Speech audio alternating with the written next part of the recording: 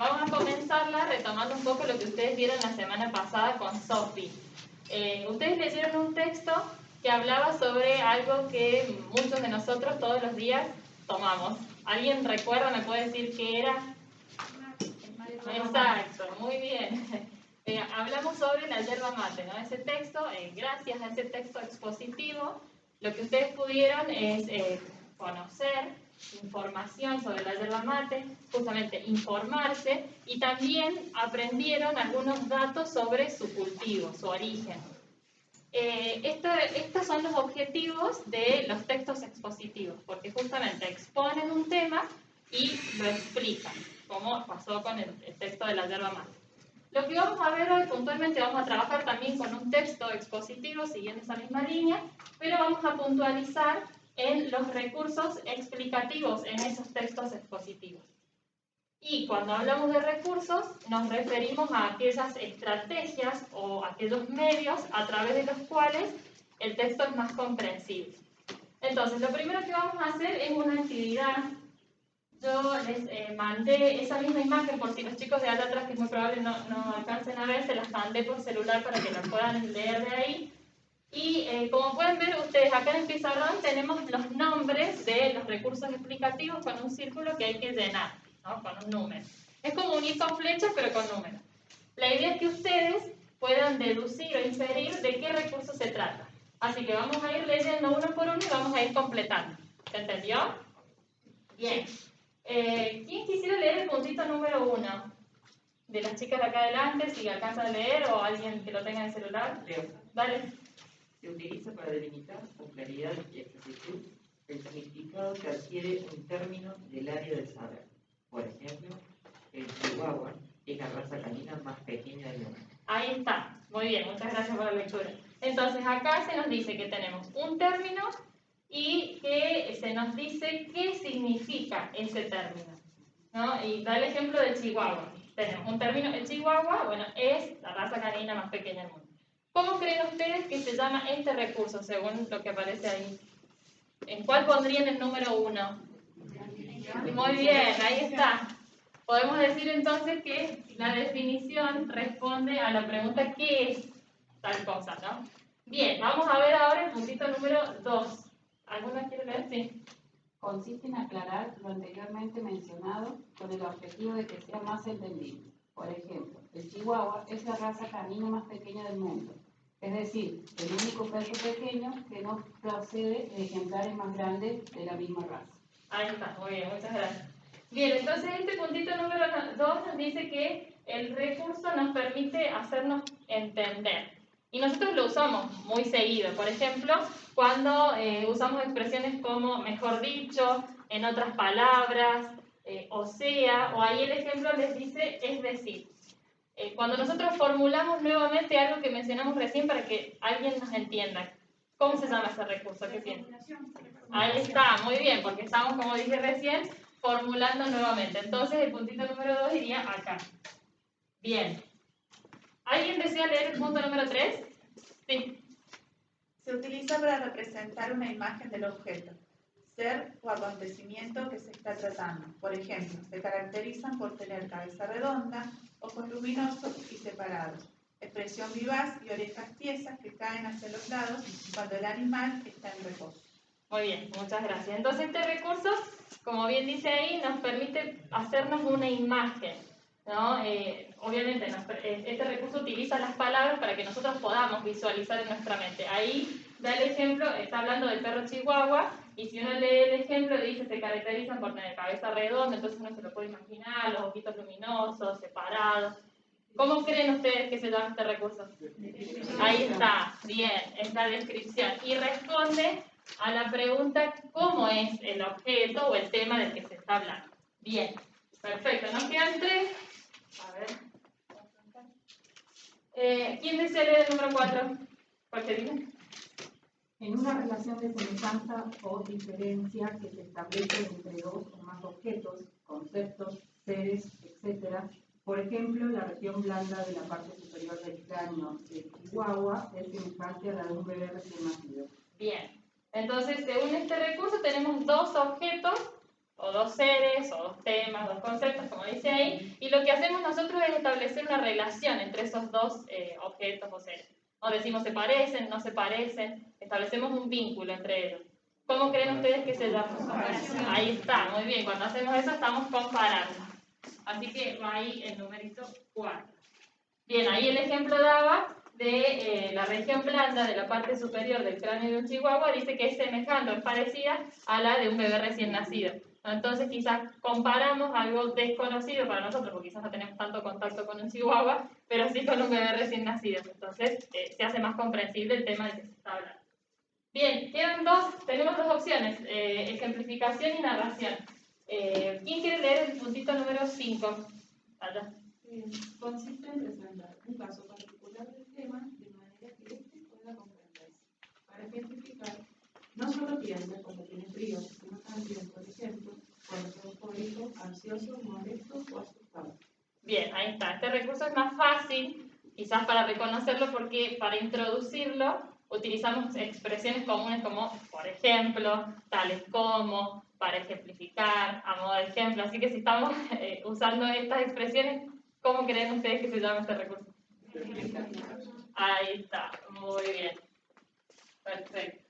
Ahí sigue hablando del perro chihuahua y menciona que no tiembla solamente cuando tiene frío, sino también, por ejemplo, ¿ves? Ahí introduce el recurso, cuando está eufórico, ansioso, molesto, asustado. Se está presentando casos particulares para que nosotros podamos comprender.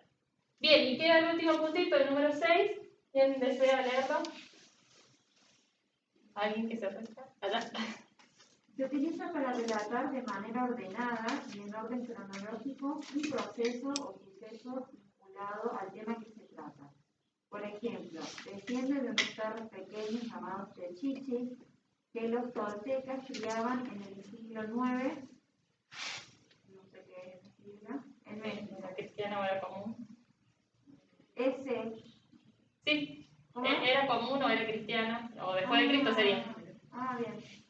Cuando los aztecas derrotaron a los toltecas, sus nobles eligieron a estos perritos, en especial los azulados, como objetos de veneración. Ahí está, muy bien, muchas gracias. Entonces, bueno, ya sabemos que este recurso es el de la narración, porque es la única opción que nos queda, pero como bien menciona ahí, nos permite la narración relatar algo de manera ordenada, siguiendo un orden cronológico. Como pueden ver ahí en el ejemplo, tenemos una marca de tiempo. También cuando dice, cuando los aztecas derrotaron a los toltecas, ahí hay un salto en el tiempo también. Y justamente el relato, la narración dentro de un texto expositivo sirve para explicar ese tema también, contribuye a la explicación del tema.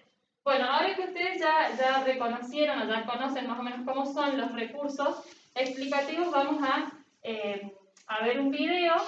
La idea es que lo visualicemos, después tenemos el texto transcripto de lo que aparece en el video y vamos a reconocer los recursos que allí salen. Así que la idea es que presten atención.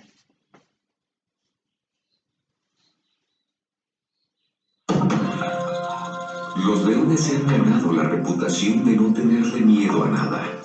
Y con razón. Son los felinos más grandes de África. Un macho adulto puede pesar hasta 230 kilogramos, unas 500 libras. Las hembras son más pequeñas, pero pueden pesar hasta 180 kilos, o unas 400 libras. Un león puede cazar sin problemas animales tan grandes como un búfalo o un hipopótamo.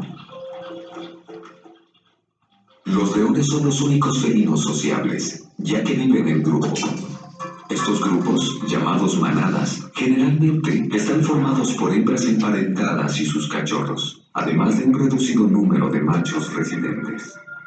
Un león adulto y saludable no tiene depredadores naturales, pero, por increíble que parezca, sí se enfrenta a una amenaza. ¿Cuál es? Otros leones. Los leones defienden su territorio. Atacan y matan a otros machos para quedarse con su zona de caza. Los cachorros corren otro riesgo. Un grupo de machos rivales puede atacar a los machos residentes para quedarse con la manada. Si los invasores lo consiguen, matarán a los cachorros de los otros leones. De ese modo, podrán engendrar sus propias crías. Los cachorros no saben protegerse por sí mismos, pero los adultos los defienden ferozmente. Tanto los machos como las hembras protegen a su manada de otros leones. Una leona defenderá a sus cachorros ante un macho invasor, aunque corra el riesgo de sufrir heridas o de morir. A veces, varias madres defienden en equipo a sus cachorros y así les dan más probabilidades de sobrevivir. ¿Sí? ¿Qué les pareció el video? ¿Les gustó? Pudimos aprender un poquito, ¿no?, sobre los leones.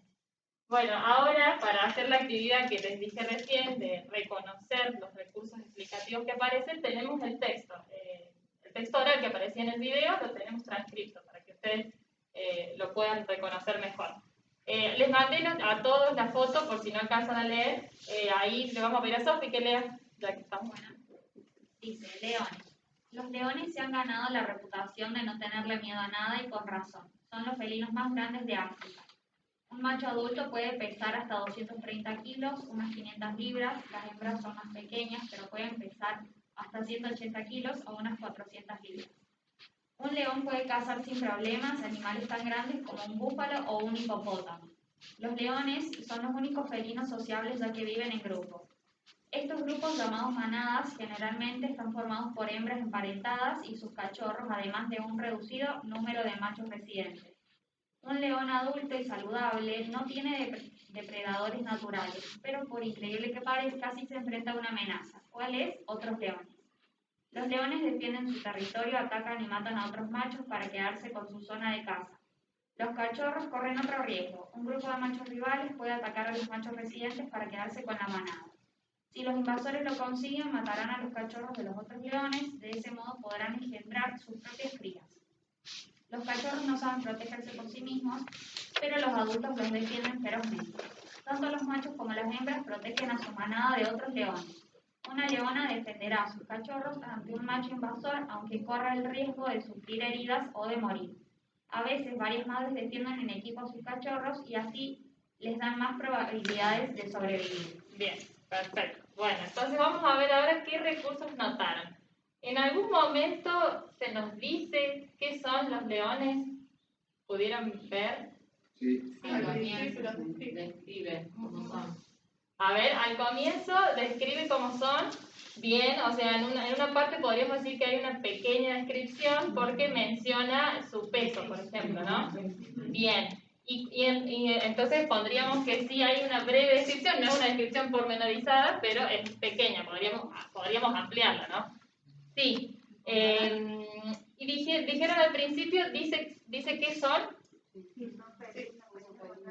Ahí está, son los felinos más grandes del África, por lo tanto la definición aparece. Es importante recordar que no todos los recursos van a estar presentes en todos los textos, ¿no? Me olvidé decirles eso antes. Muy bien. Entonces ya tenemos dos recursos que aparecen en este texto. En alguna parte, por ejemplo, dice que creo que en el primer párrafo, sí, habla del león y de la leona. Y marca una diferencia entre estos dos, porque uno es más grande que el otro. ¿Qué recurso sería ese? Ahí está, establece una comparación entre el león y la leona de acuerdo a su peso. Así que también aparece ese recurso. Y en un momento dice que el león puede cazar animales tan grandes como un búfalo y un hipopótamo. Ahí nos está presentando casos particulares para que nosotros podamos identificarlo. ¿Qué recurso es ese? Ahí está, muy bien. ¿Y cómo se dieron cuenta? Porque se está como un búfalo o talco. Ahí está, muy bien, siguiendo el ejemplo que habíamos visto recién. Bueno, esos son los recursos que aparecen en este texto. Como dijimos, no van a aparecer todos en todos los textos dispositivos. Lo importante, como para ir cerrando ya con esta actividad, es que recordemos que los textos dispositivos, como pudieron notarlo hoy, nos permiten conocer, informarnos, aprender, como hicimos hoy con el texto de los leones, también aprendimos un poco de los perros chihuahuas, y nos acompañan, por así decirlo, en nuestro camino por el aprendizaje. Esos textos exponen información y la explican. Y para explicarla utilizan recursos, que son estas estrategias o medios que hacen más comprensible el texto. Así que con esto cerramos y la próxima semana